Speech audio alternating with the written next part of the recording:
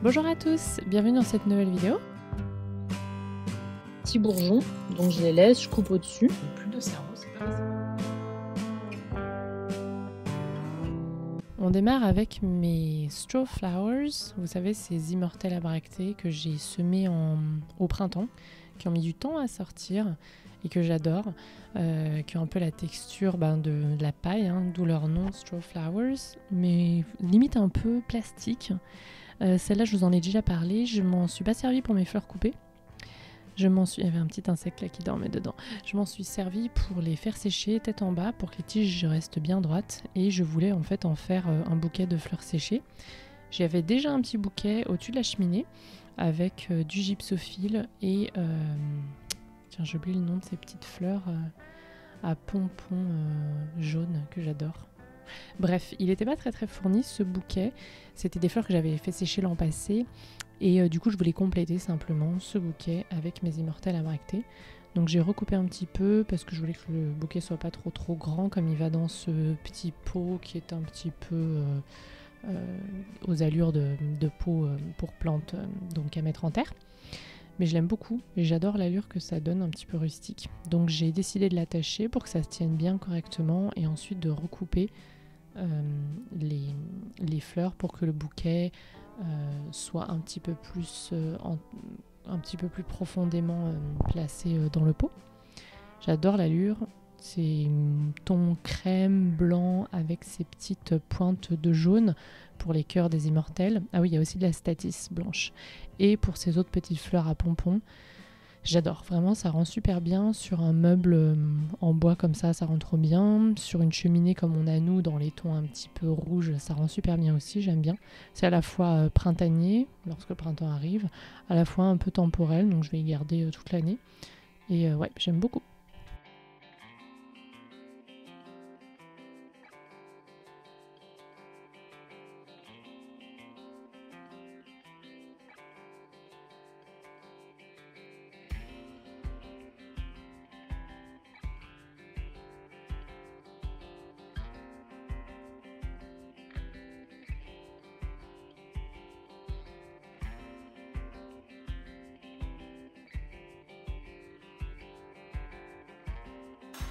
Prenons un enfant là.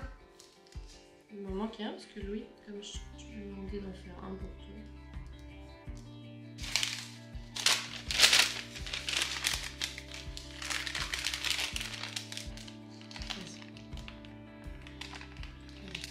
Oui, bravo. Je vais Kiki. Et Kiki C'est rigolo. C'est comment envelopper. C'est le petit ruban ça. C'est rigolo. Pourquoi le panier à moi? Parce que le panier est à côté de moi, le panier. C'est toi qui mettras dans le panier? Oui. Il y a encore de la place dans le panier? On a encore de place. Ok. Bah, si on a plus, j'ai plus 10 mois.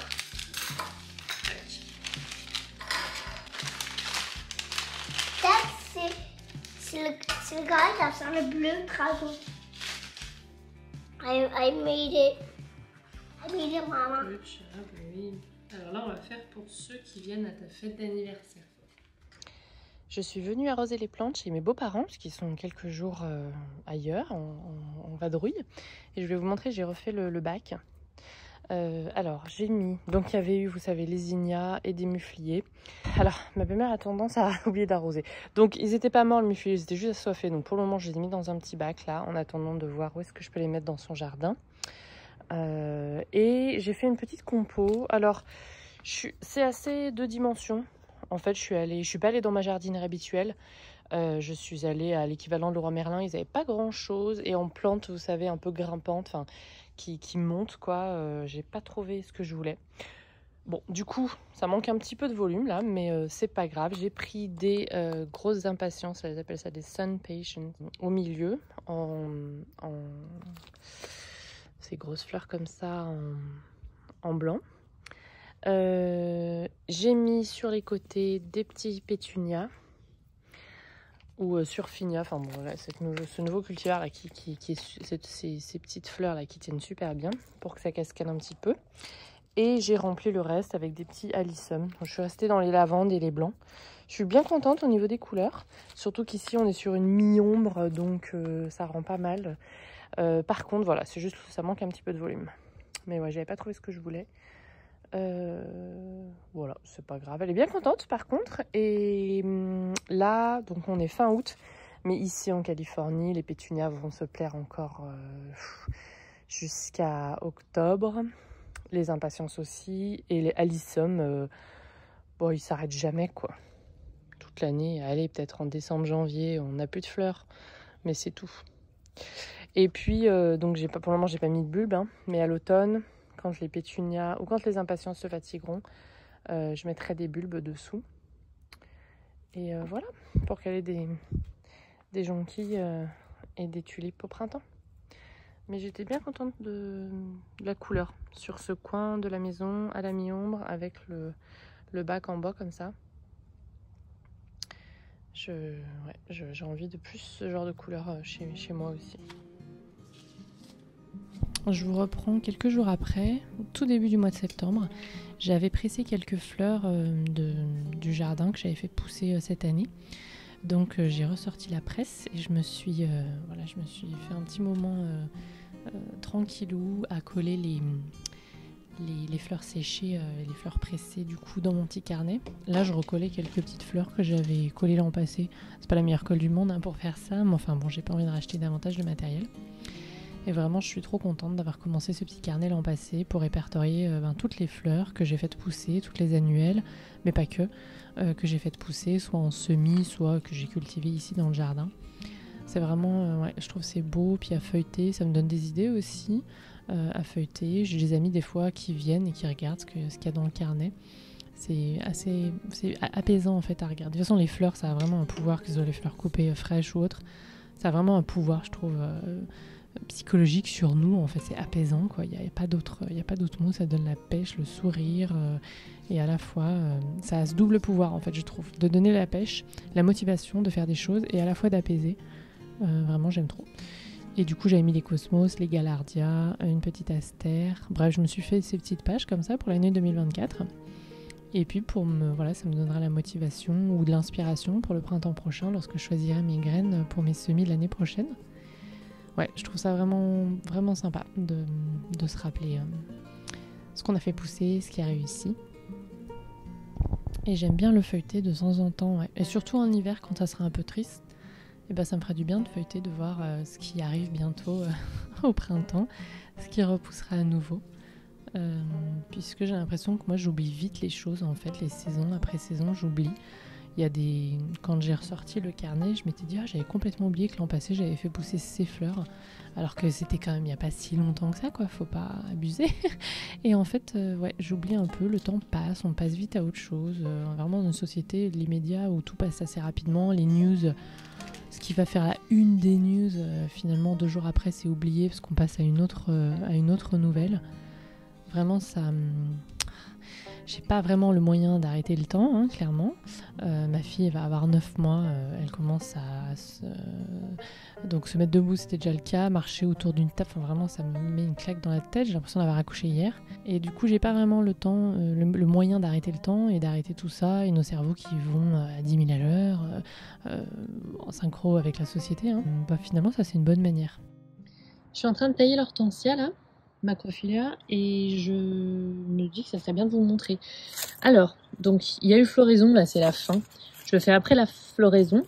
On voit qu'il y a sur le bois là des petits bourgeons, donc je les laisse, je coupe au-dessus. Et puis par contre les tiges où c'est tout mort, j'enlève. Hein, voilà. La plante est assoiffée là, donc c'est peut-être pas le bon moment. Je vais l'arroser juste après. Mais en fait, c'est soit je fais ça maintenant, soit je le fais jamais. Et donc, vous voyez, ça sur ces tiges-là qui sont fatiguées, qui ont fleuri, il y a encore les bourgeons. Donc, je vais rabattre ici, ou même jusqu'ici. Hop là. Et après, il me restera des petites tiges comme ça. Mais celles qui sont complètement mortes, je les enlève. Hein. Ça sert à rien de les laisser, il n'y a rien qui se prépare. Hein. Donc, je ne vais pas remettre en cause la floraison si j'enlève ça où il n'y a rien. Mais c'est le moment de tailler parce qu'on voit bien que là, déjà, elle fatigue. Soit il faudrait que je la passe dans un peu plus gros, soit il faudrait que je la passe au sol. Elle commence à être exiguë. Et du coup, il y a eu plus de feuilles, un petit peu moins de fleurs quand même sur celle-là que sur celle-là par exemple. Qui est aussi fatiguée, hein, je vous l'accorde. Donc voilà pour la taille de mon hortensia macrophylla. Il y a des hortensias qui ne fleurissent pas. Donc vous avez différents types d'hortensias, il faut savoir lequel est le vôtre. Ceux qui fleurissent sur le bois de l'an passé, donc à tailler après la floraison s'il y a besoin de tailler. Et ceux qui fleurissent sur du bois neuf, donc vous pouvez tout à fait faire une taille au printemps et laisser les fleurs. Voilà, ça fait un petit peu de volume, c'est joli sous la neige pendant l'hiver quand les fleurs sont fanées sur la plante. Voilà, après ça c'est vous qui voyez si vous aimez ou pas. Ça peut permettre aussi dans certaines zones où les hivers sont assez durs à protéger encore plus la plante. Ça dépend vraiment de votre type d'hortensia. Coucou tout le monde, c'est la Marion du montage. Je suis en train de bosser là sur le vlog et je me rends compte que je n'ai pas du tout été claire en ce qui concerne les hortensias, donc je vais refaire un tout petit topo parce que c'est pas forcément facile déjà de comprendre et puis pour moi d'expliquer. Honnêtement, clairement, je n'ai plus de cerveau, c'est pas facile de faire des petits clips entre deux tétés, deux courses pour aller chercher Louis. Bref, clairement, je suis pas au top là. Alors, si vous avez un hortensia macrophylla, c'est-à-dire vous savez ceux avec les grosses fleurs que l'on vend souvent, qui sont souvent vendus au printemps, qu'on garde parfois en intérieur d'ailleurs, ça peut être une jolie plante, pas forcément les meilleures conditions, mais voilà. C'est une plante qui va fleurir sur l'ancien bois et j'avais lu aussi qu'elle pouvait aussi fleurir sur le nouveau bois. Donc grosso modo, si au printemps vous avez des bourgeons et qu'il y a des gelées tardives, ça gèle tout, il est possible que vous ayez quand même une floraison un petit peu moindre en été, puisque le nouveau bois va aussi produire des bourgeons. Ça c'est ce que j'avais lu. Dans la pratique, moi ce que je fais, comme c'est aussi une plante qui fleurit sur l'ancien bois, je vais tailler si j'ai besoin. Donc qu'est-ce que je vais tailler? Les tiges qui n'ont pas fait de fleurs, c'était le cas là pour ma grosse plante, le bois mort, les fleurs qui sont fanées, voilà. Je vais le faire ça directement après la floraison, donc c'est-à-dire là-bas, ça a continué de fleurir. Donc ça a commencé à fleurir quand ici? En juin, juillet, août, donc là je n'ai plus de nouvelles fleurs, donc la floraison est finie, donc je le fais maintenant. Et je vous ai montré, je taille pas tout, puisqu'on a les futurs bourgeons des futures fleurs qui vont s'ouvrir et qui vont fleurir au printemps prochain. Et du coup je ne veux pas couper ça, je laisse bien ça en place, parce que sinon je risque de compromettre tout simplement la floraison. Pour le bois mort, vous n'hésitez pas, il n'y a pas de souci. Si votre plante a eu un virus, une maladie, bah faut tailler les feuilles, il n'y a pas de souci, vous n'avez pas le choix. Si vous avez un hortensia paniculata par exemple, celui-là il fleurit sur le nouveau bois, donc c'est-à-dire les nouvelles pousses qui vont apparaître au printemps. Donc ça vous pouvez tailler un peu quand vous voulez. On taille en général les plantes à la fin de l'hiver, début du printemps. Là, ça posera pas de souci parce que même si vous taillez ce vieux bois, de toute façon, les bourgeons et les fleurs apparaîtront sur de nouveaux bois qui va pousser au printemps. Donc ça, vous n'avez pas de problème. C'est pour ça que souvent on dit que hortensia ou hydrangea paniculata est un petit peu plus facile parce qu'en fait, c'est plus facile d'obtenir des fleurs dans la mesure où, quelle que soit la période où vous taillez, normalement, vous aurez des fleurs. Et quand on démarre, c'est quand même plus facile de ne pas avoir à se poser la question, tiens, j'ai lu dans un livre, on taille les plantes à la fin de l'hiver, début du printemps, ben, je fais tout pareil. Il y a moins de risque de compromettre la floraison. C'est pour ça que c'est une plante un peu plus facile. Alors en plus de ça, hydrangea paniculata supporte très bien le soleil, alors que les autres hydrangées, les autres hortensias, vont supporter environ 4 heures de soleil le matin. C'est mieux à l'est. Moi, elles sont à l'est, devant de la maison. Alors que hydrangea paniculata va supporter le plein soleil. Alors bien sûr, on va essayer de maintenir le terreau frais et d'arroser. Et d'ailleurs, elle va encore même plus fleurir avec pas mal de soleil. Je vais finir avec les hortensias, puisque je pense que c'est le moment d'en parler. Si vous avez cliqué sur la vidéo parce que vous avez vu que j'allais en parler. Je les fertilise avec un engrais pour plantes qui aiment l'acidité au début du printemps et puis aussi en août. Ça peut me permettre de soutenir la floraison et d'en avoir peut-être une autre, surtout ici qui fait bon. Pas trop en août, c'est plutôt au printemps, voilà, j'ai un engrais spécifique pour ça. Ensuite en hiver, elles passent l'hiver sous forme un peu, elles sont pas très intéressantes, elles passent un peu l'hiver sous forme de bois mort, mais c'est pas grave, votre plante n'est pas morte. Lorsque mon mari m'a acheté celle avec le gros pot beige l'an passé, c'était à la sortie de l'hiver. Il m'a dit je t'ai pris ce pot, pas pour la plante parce qu'elle est toute morte, mais pour le pot qui est joli. Je lui dis non, c'est un hortensia, elle n'est pas morte du tout. Et c'est vrai que quand il a vu le résultat, quand on ne connaît pas forcément, on peut penser qu'elle est morte, pas du tout. C'est une plante qui est du coup un petit peu moins intéressante durant la basse saison, que si vous les avez mis dans un bosquet, dans un parterre, peut-être prévoyez d'autres vivaces pour combler le trou pendant la période voilà, automnale, hivernale et au tout début du printemps, parce que c'est pas hyper intéressant. Mais voilà, faut pas s'inquiéter, c'est normal, la plante va repartir. On arrose de temps en temps par météo très sèche, quand c'est l'automne, l'hiver et le début du printemps.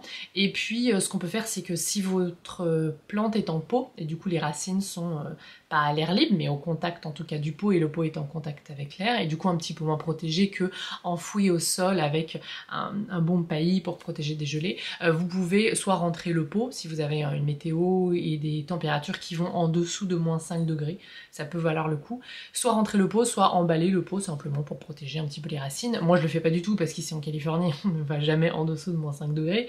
Franchement, et en plus elles sont près du bâti, donc un petit peu à l'abri du vent, voilà, il n'y a vraiment aucun risque. Et de toute façon en hiver, je vous déconseille de arroser vos plantes en pot le soir par exemple, parce que la plante peut baigner dans l'eau le soir et ça peut faire geler le pot tout simplement.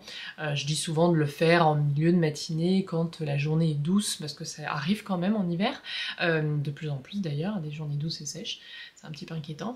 Et du coup, comme la journée est douce, qu'on a eu besoin d'arroser parce que, je sais pas, il a pas plu depuis un moment, ou que vos pots sont abrités, hein, moi il y en a qui sont abrités sous ma terrasse, et bien, arrivé le soir, la motte sera moins détrempée, et du coup, bien moins de risque que, s'il y a un vent très frais, que la motte gèle, puisqu'il y a de l'eau et qu'elle est mouillée. Si vous voulez faire des boutures d'hortensia, ça commence à être un petit peu tard, c'est bien de les faire en juillet pour que les racines puissent prendre et qu'on peut les mettre en terre, ou dans un petit pot en terre avant l'arrivée des gelées, quoi, parce que ça va bien prendre 6 semaines à s'enraciner. C'est hyper simple, vous coupez une tige assez grande quand même, une tige qui n'a pas fleuri, vous enlevez quasiment toutes les feuilles, vous laissez une paire de feuilles et vous pouvez les mettre soit en eau pour voir un petit peu les racines, ensuite les passer en terreau, soit directement en terreau, mais il va falloir surveiller, s'assurer que le terreau est humide mais pas détrempé, et on met pas ça en plein soleil. Quand vous faites vos boutures, c'est bien de couper le matin quand la plante est encore bien hydratée, ce qui n'était pas le cas du clip juste avant, ma plante avait soif, mais j'ai pas fait de bouture avec ces tiges, j'ai pas eu le temps en fait, hein, voilà. Et au coup bien sûr sous un œuf.